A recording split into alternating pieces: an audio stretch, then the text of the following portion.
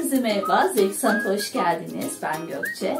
Evimizdeki tüylü çocuklarımız için bugün ıslak keçe tekniğiyle yuva yapacağız. Biliyorsunuz bu küçük çocuklarımız genelde kutuları ve poşetlere girmeyi çok seviyor. Bakalım yaptığımız keçeden yatağı sevecekler mi? Hadi başlayalım. Öncelikle kedi yatağımız için bir kalıp çıkarmamız gerekiyor. Ben bayağı büyükçe bir kalıp çıkardım çünkü keçileştikçe zaten küçülecektir. Doğal keçe yünümüz ile serpme işlemine hemen başlıyoruz.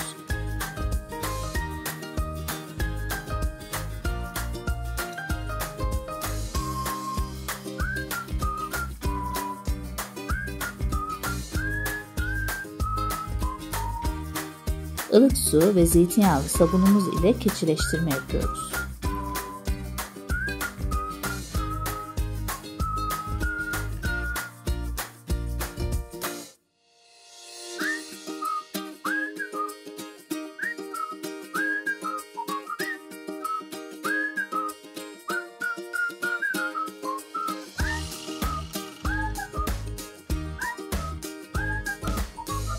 Arka kısım için de aynı işlemi tekrarlayalım.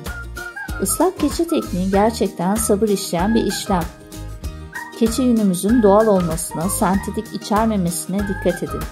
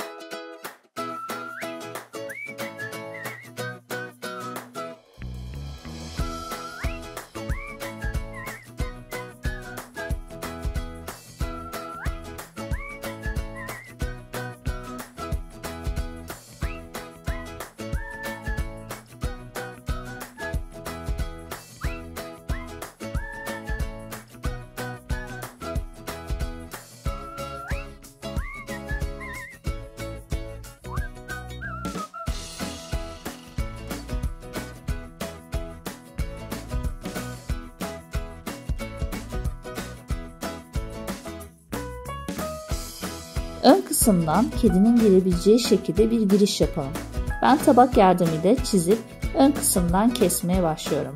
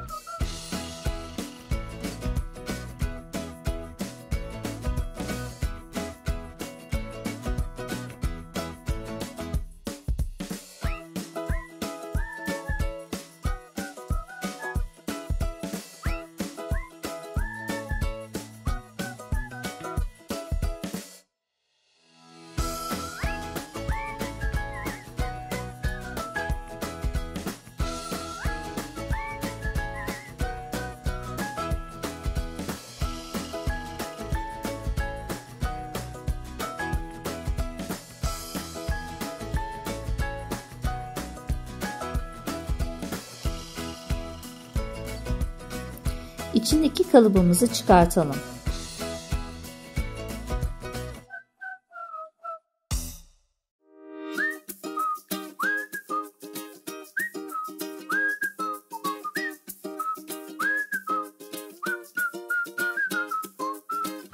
Bu aşamadan sonra bolca ovalama ve sıkma yapmamız gerekiyor.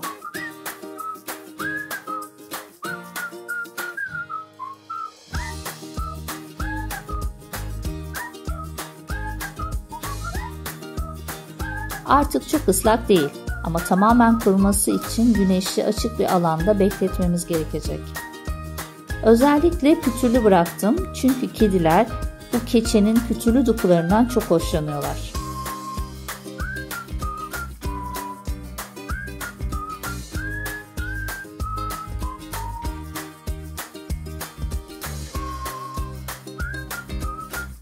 Ve kedim Sezar yeni yatağını deniyor.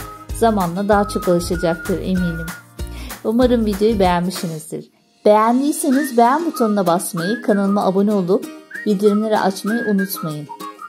Bir sonraki videoda görüşmek üzere. Kendinize iyi bakın, esen kalın.